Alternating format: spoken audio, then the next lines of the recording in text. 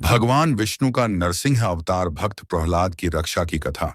भगवान विष्णु के 10 प्रमुख अवतारों दशावतार में से एक है नरसिंह अवतार, जिसमें उन्होंने आधे मानव और आधे सिंह के रूप में अवतार लिया था। यह अवतार विशेष रूप से भक्त प्रहलाद की रक्षा और नमस्तेय अधर्मी असुर राजा हिरण्यकशिपु के वध के लिए हुआ था। हिरण्यकशिपु एक शक्तिशाली असुर राजा था, जिसने ब्रह्मा जी से वरदान प्राप्त किया था कि न वह किसी मानव या जानवर द्वारा मारा जा सके, न दिन में न रात करने का आदेश दिया। में न अंदर न बाहर, न हथियार से न शस्त्र से, न धरती पर न आकाश में। इस वरदान के कारण वह अत्यंत अहंकारी हो गया और स्वयं को भगवान मानने लगा। उसने अपने राज्य में भगवान विष्णु की पूजा पर रोक लगा दी और सबको केवल अपनी पूजा। हिरण्यकशिपु का पुत्र प्रहलाद बचपन से ही भगवान विष्णु का परम भक्त था। वह हर समय भगवान विष्णु का नाम जपता और उनकी आराधना करता। हिरण्यकशिपु को यह स्वीकार नहीं था कि उसका पुत्र उसके विरुद्ध विष्णु की भक्ति करे।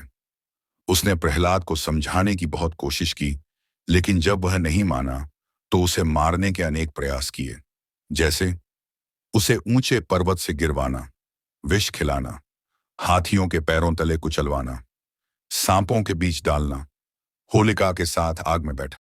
लेकिन हर बार भगवान विष्णु ने उसे बचा लिया। एक दिन हिरण्यकशिपु ने क्रोधित होकर प्रहलाद से पूछा, तेरा विष्णु कहाँ है? प्रहलाद ने उत्तर दिया, वह सर्वत्र है, कण कण में विद्यमान है। हिरण्यकशिपु ने क्रोध में एक स्तंभ की ओर इशारा करते हुए कहा, क्या वह इस खंभे में भी है? प्रहलाद बोला, हाँ, वह इसमें भी है। तब हिरण्यकशिपु ने उस स्तंभ को अपने गदा से तोड़ दिया। जैसे ही स्तंभ टूटा, उसमें से भगवान विष्णु नरसिंह रूप में प्रकट हुए, एक भयानक रूप, आधा मनुष्य और आधा सिंह। फिर भगवान नरसिंह ने हिरण्यकशिपु को गृह प्रवेश की चौखट पर सांध्यकाल, न दिन न रात, गोद में रखकर न धरती न आकाश, अपने नाखूनों से महे न शस्त्र न अस्त्र चीर दिया। इस प्रकार ब्रह्मा जी का वरदान भी टूटा नहीं और अधर्मी का अंत भी हुआ। हिरण्यकशिपु के वध के बाद भगवान नरसिंह का क्रोध शांत नहीं हो रहा था। सभी देवता भयभीत थे। तब प्रहलाद ने भगवान की स्तुति की और उनकी भक्ति व नम्रता से भगवान शांत हुए।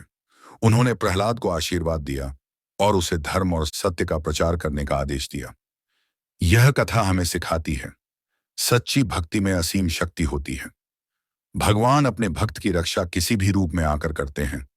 अहंकार और अधर्म का अंत निश्चित है।